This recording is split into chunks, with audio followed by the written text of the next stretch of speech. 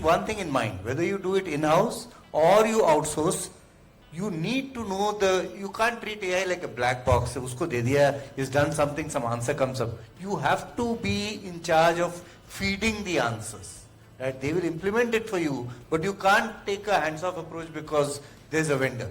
One of the decisions that will be very important to look at when these models are deployed is where is the data residing and who's got access to the data and how do you keep that safe?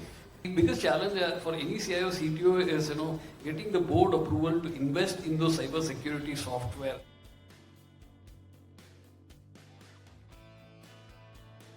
As digital transaction risks are increasingly being passed on to customers, what role can insurance companies play in de-risking these transactions and protecting customers from financial losses due to fraud, cyber threats or other security breaches? I think everybody is used to seeing Amitabh Bachchan on TV say "Satark rahiye," right? I mean, the whole messaging is about be careful and do not share your OTP, do not do this, do not do that. Well, I think in our country, one of the things we are significantly under-penetrated, or shall I use the word underprotected, is insurance. And I think that has a significant role to play as far as driving both customer education as well as creating a value proposition where customers can actually embrace digital payments.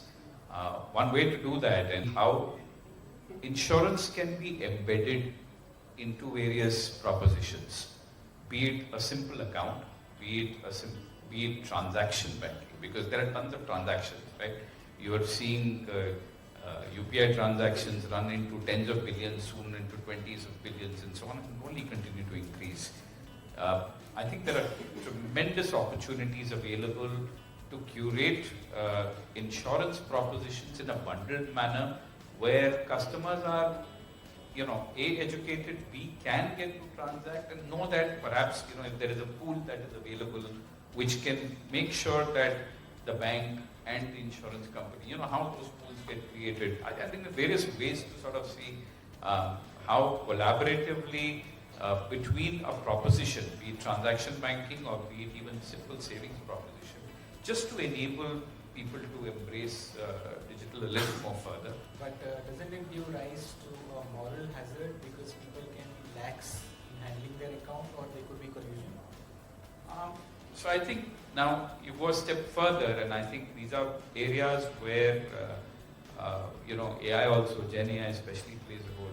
It's not just about just making sure that there is an insurance proposition available so the customer becomes lax or the fraudulent customer takes advantage of it, but I think there are behavioral models that get built in, right? The kind of, when somebody is doing a transaction, what is the frequency of the transaction, what is the time of transaction, how, and even if there is a claim being asked for, on claim processing. So there are engines that people are trying to toy with today to try and see how can you offer a proposition knowing that if it's an insurance proposition it could be violated. How do you protect against that violation? How do you process the claim, and make sure that the entire thing is safeguarded? So it's a chain in my view, and I think there's work that needs to be done, and it's probably being done as we speak across all of this to ensure that the proposition becomes more as a protection, as a sort of guarantee which can enable customer trust.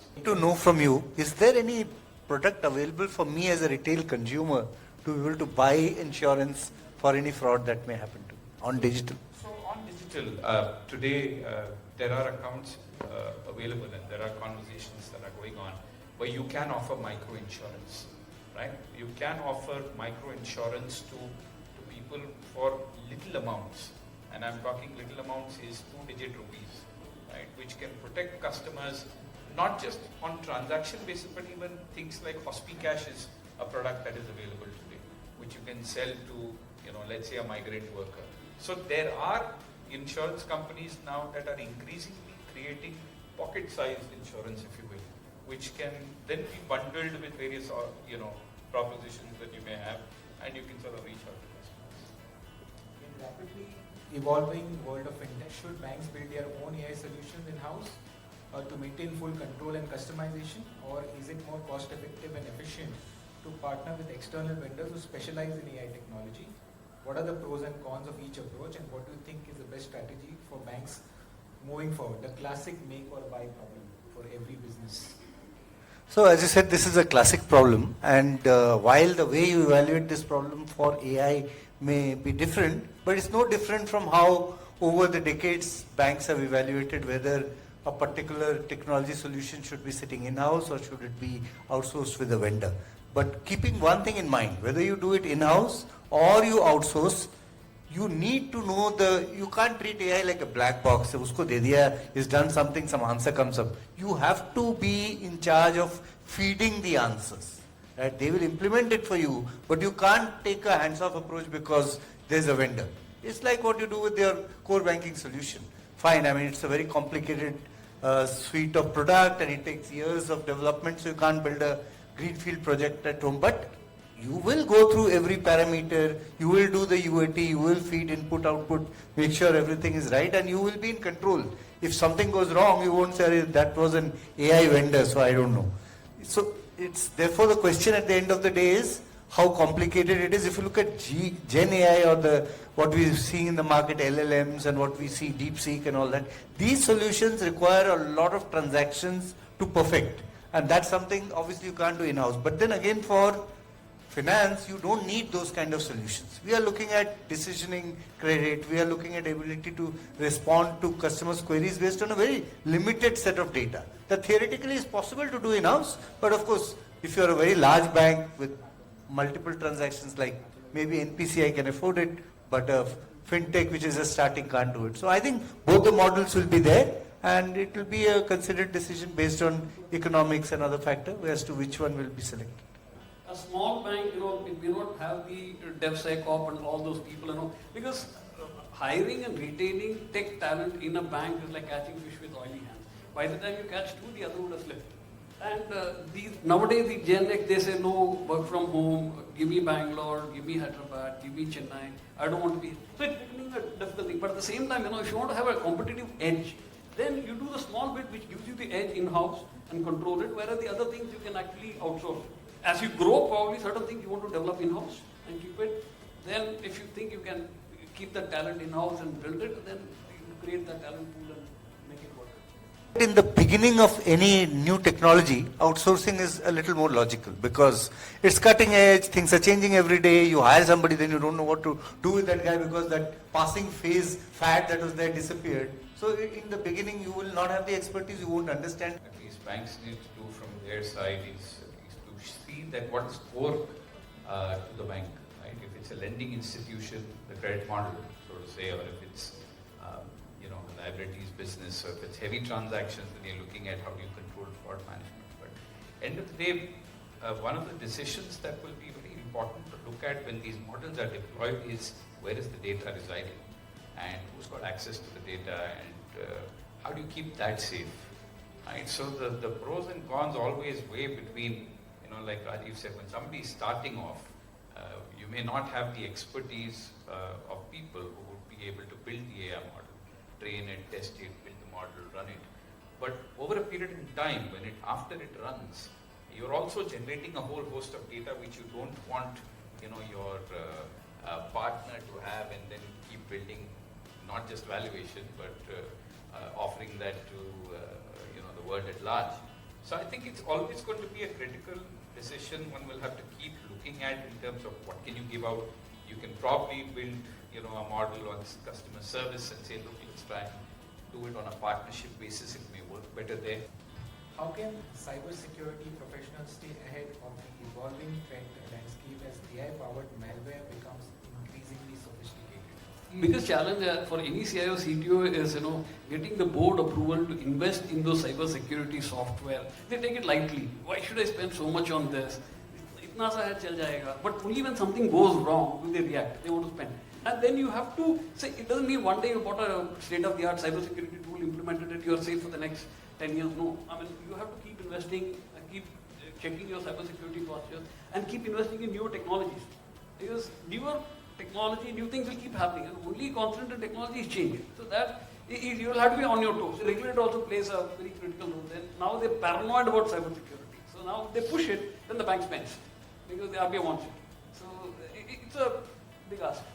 Again, to get technical, I don't think right now where the scenario has evolved, banks have to worry too much of AI-based security intrusion. It will probably be quantum computing that is the more worrisome factor because it can crack passwords that we thought were secure before.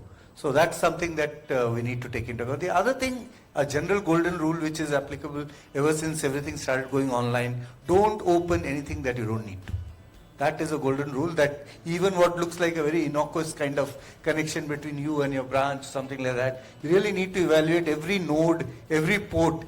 Does it need to be open for whatever we are doing, or can we close this and have only 2 nodes through which all my data is being moved out of the bank, etc. So I think, a lot of fintechs, and something in the past that I've done as well, is to have a lot of these hackathons, right? To try and see how secure the network is, how secure each platform is.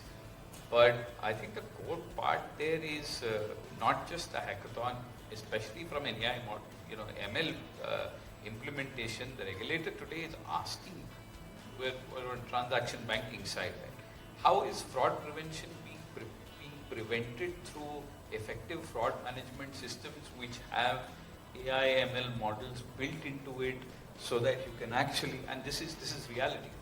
I think every bank is looking at ways and means to not just be compliant for the sake of regulatory compliance, but also to sort of pave the threat away from what can happen, because I don't think we all understand the magnitude of the risk that lies ahead. So with a lot of digitization coming in the recent times, many banks are having online account opening processes with video KYC, but which helps the customer, of course, to open the accounts immediately without any hassle of account opening checks, funding and everything, with zero balance accounts, of course. But don't you think it has increased the number of mule accounts also, because the fraudsters gather a lot of team members, get their video KYC done, open the accounts, and then layering and placements of anti-money laundering things, which keeps on happening. Also, when we say that we want to go cashless, with a lot of digital services being offered by banks, isn't the risk of banks increased because the number of frauds have increased because of the digitization and the new technologies coming in place? So how do we deal with it in the banks now? Of course, it increases the opportunity for mule accounts to be opened. And that's something that even the regulator is cognizant of. We're also cognizant of it. And with the number of hops, right, on that keep happening, money flowing from one account to the other, obviously all of that has increased. But so every opportunity comes with risks. But does that mean that you shy away from progress to, end of the day, why is this being done? I think it is the responsibility of all the banks to ensure that, all of this is protected.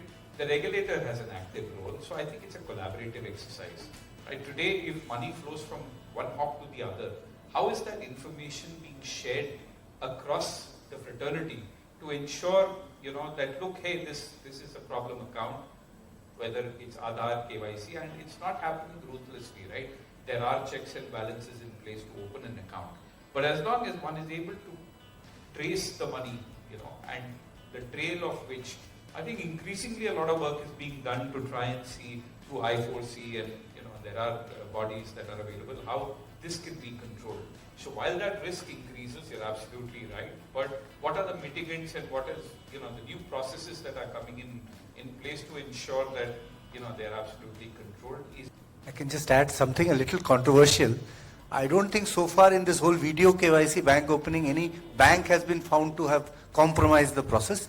Primarily the problem is because some of the Aadhaar cards in our country are compromised. So whether you do it through video or real line, you need to make sure that the ID cards that the customers have are one-to-one and unique, and each person has only one.